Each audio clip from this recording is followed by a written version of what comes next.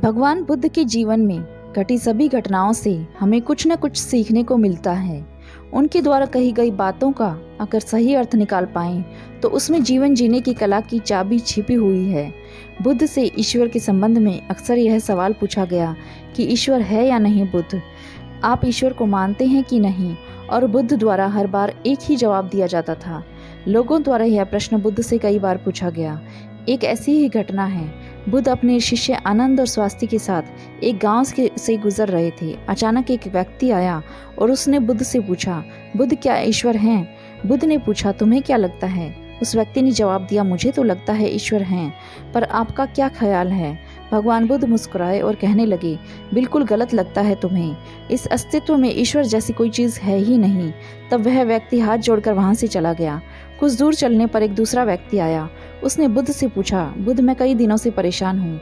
मुझे लगता है कि ईश्वर की बातें महज बकवास हैं।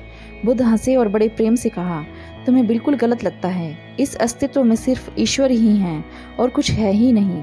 ज़रा देखो तो, आंख बंद करो तो, खोजो तो। इस जवाब को सुनकर उनके शिष्य आनंद और स्वास्थ्य आश्चर्य में पड़ गए। एक सवाल और दो जवाब। तब शाम हो गई थी। बुद्ध विश्राम के लिए रुक गए। तभी एक व्यक्ति घबराया हुआ आया और बुद्ध के पास आकर जोर से कहा कि बुद्ध क्या ईश्वर हैं कि नहीं? मैं परेशान हूँ, मैं खोज रहा हूँ, मार्गदर्शन करें। तीसरे व्यक्ति के सवाल पर बुद्ध चुप ही रहे, कुछ नहीं बोले, मौन होकर अपनी आंखें बंद कर ली। अब आनंद और स्वास्थ्य के आश्चर्य का ठिकाना न रहा। वे सोचने लगे कि एक जैसे तीन सवाल और अलग अलग जवाब। अब उन दोनों को भगवान बुद्ध की चुप्पी हैरान कर गई। व्यक्ति के जाते ही आनंद ने उनसे पूछा कि जब पहले व्यक्ति ने पूछा तो आपने कहा हाँ, दोपहर में जब दूसरे व्यक्ति ने कहा तो आपने कहा नहीं, और शाम को आप मौन रह गए। भगवान तीन व्यक्ति एक ही तरह के सवाल लेकर मिले, लेकिन मैं हैरान हूँ कि आपने तीनों को अलग अलग जवाब दिए। मुझे कुछ समझ नहीं आ रहा है। तो भगवान बुद्ध मुस्कुराए और जवाब दिया, आनंद जो पहला व्यक्ति आया था उसने मान लिया था कि ईश्वर है, तो मैं उसकी मान्यता को मिटा देना चाहता था ताकि वह खोजना शुरू करे। ईश्वर है यह मानकर न बैठ जाए, उस सत्य तक पहुँचे और उसका अनुभव करे। और दूसरे व्यक्ति ने भी मान लिया था कि ईश्वर की बातें कोरी बकवास हैं। मैंने उसकी धारणा को भी मिटा दिया कि ईश्वर है या नहीं। और तीसरा व्यक्ति अभी संशय में है। अब मैं तुमसे कुछ सवाल पूछना चाहता हूँ, पहले इन प्रश्नों का जवाब तुम मुझे दे दो। स्वास्थ्य ने कहा, बिल्कुल बुद्ध, आप कृपा कर पूछें। तब भगवान बुद्ध ने पूछा कि क्या तुम सूर्य को मानते हो?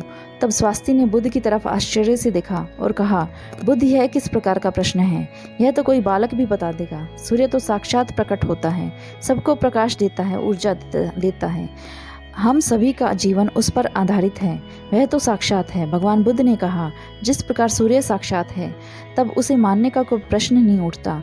फिर ईश्वर है या नहीं, यह प्रश्न क्यों उठा? इसका तो यही अर्थ हुआ कि तुम्हारे मन में ईश्वर को लेकर संदेह है, क्योंकि ईश्वर सूर्य की तरह प्रत्यक्ष नहीं है और तुम भी ईश्वर को बुद्धि से ढूंढने निकले हो। बुद्धि केवल उन्हीं बातों को मान पाती है जो उसे प्रत्यक्ष रूप से दिखाई पड़ता है, और ईश्वर कभी भी प्रत्यक्ष रूप से तुमको दिखाई नहीं पड़ेगा।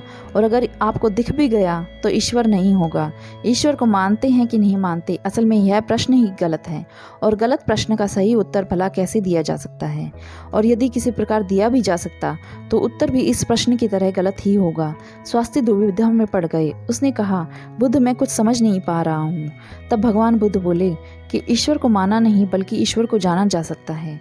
मानने वाले लोग जानने से चूक जाते हैं, उनका विकास रुक जाता है। जिनको स्वयं का कोई बोध नहीं होता, वह सत्य क्या है यह कभी जान ही नहीं पाते। जान केवल वही पाता है जो निरंतर खोज रहा है। जानने की यात्रा थोड़ी मुश्किल है, लेकिन मानना बहुत आसान है। मानने में न कोई खर्च है न कोई परिश्रम। किसी ने कह दिया, किसी ने आपको समझा दिया और आपने मान लिया। लेकिन मानकर रुक जाने वाले लोग इस संसार में सबसे अभागे प्राणी हैं। बोध के बिना ज्ञान व्यर्थ है। अगले दिन सुबह वही जिज्ञासु जिनके प्रश्न पर बुद्ध मौन हो गए थे फिर आए और कहा, बुद्ध मेरे जीवन का एक ही लक्ष्य रहा है कि मैं ईश्वर को खोज लूँ। वह कहाँ है, कैसा है, उनके ब्रह्म ज्ञान की प्राप्ति करूँ। और मैंने सुना है कि आपको ब्रह्म ज्ञान की उपलब्ध हुआ है, तो आप अवश्य ही ईश्वर से मिले होंगे। तो क्या आप ईश्वर की खोज में मेरी सहायता करेंगे? तो बुद्ध ने कहा, जिसे तुम खोज रहे हो उसे तुमने खोजा कहाँ कहाँ है? तो जिज्ञासु बोला, बुद्ध, मैंने सभी तीर्थ, सभी मंदिर और पूरी दुनिया का भ्रमण किया है। यज्ञ, हवन, बड़े बड़े अनुष्ठान, व्रत सब पूरे किए हैं। मैंने वह सभी कार्य किए जो मुझे ईश्वर प्राप्ति के लिए करने चाहिए थे, लेकिन फिर भी मुझे आज तक ईश्वर नहीं मिले। तब मुझे किसी ने बताया कि आपको वह ज्ञान उपलब्ध हुआ है। इसका मतलब आपने ईश्वर को ज़रूर देखा होगा। तो क्या आप मेरी सहायता करेंगे? बुद्ध ने कहा, मेरा एक सफ़ेद मोती खो गया है, मैं उसी को खोज रहा हूँ। क्या तुम मेरी सहायता कर सकते हो? जिज्ञासु बोला, हाँ, मैं बिल्कुल कर सकता हूँ। मैं अभी आपका मोती खोज कर दे देता हूँ। तो वह मोती ढूंढने लगा। धीरे धीरे समय बीतता जा रहा था। काफ़ी समय ढूंढने के बाद भी मोती नहीं मिला। तो वह बुद्ध के पास गया और बोला, मैंने बहुत ढूंढा पर वह मोती मुझसे मिल ही नहीं पाया। यह सुनकर बुद्ध ने कहा, जब तुम मोती मुझे ढूंढ कर दे दोगे तब मैं तुम्हारी कोई सहायता कर पाऊंगा। तुम्हें इस अपने सवाल का जवाब नहीं चाहिए। तो वह जिज्ञासु फिर मोती ढूंढने लगा, लेकिन काफ़ी समय बीत जाने के बाद वह बुद्ध के पास आकर बोला, अब ठीक से याद करके बताइए कि मोती कहाँ खोया था।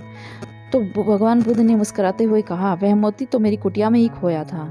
तब वह व्यक्ति बहुत झुंझला गया और कहने लगा कि आप मुझे मूर्ख बना रहे हैं। आप केवल ज्ञानी होने का ढोंग करते हैं। आपको इतना नहीं पता कि जो चीज़ कुटिया में खो गई है वह बाहर कैसे मिल सकती है। तो वो तो कुटिया में ही मिलेगी, आपको उसे वहीं खोजना चाहिए था। बुद्ध मुस्कुराते हुए बोले, मैं भी तो तुमसे यही समझाना चाहता हूँ। जो चीज़ तुम्हारे भीतर खो गई है वह तुम्हें बाहर कैसे मिलेगी? तुमने कई वर्षों तक बाहर खोजबीन की, एक पल के लिए भी अपने भीतर खोजा, उसे अपने अंदर खोजो, तब तुम्हें वह ज्ञान मिल जाएगा। यह सुनकर जिज्ञासु बोला, हे बुद्ध, आपकी बात तो मैं समझ गया, लेकिन अभी भी मैं यह नहीं समझ पा रहा हूँ कि मैं अपने अंदर क्या खोजूं। बुद्ध बोले, तुम अपने ईश्वर को खोजना चाहते हो, पर क्या तुमने कभी अपने आप को खोजा है? जिज्ञासु बोला, बुद्ध, मैं अपने आप को जानता हूँ। मैं अपना नाम, पद, काम, परिवार सब, जहाँ मैंने जन्म लिया है तब से मैं ये सभी चीज़ें जानता हूँ। मैं कुछ भी नहीं भूला हूँ। तो फिर मुझे और अपने बारे में क्या जानने की ज़रूरत है? क्या जानूँ?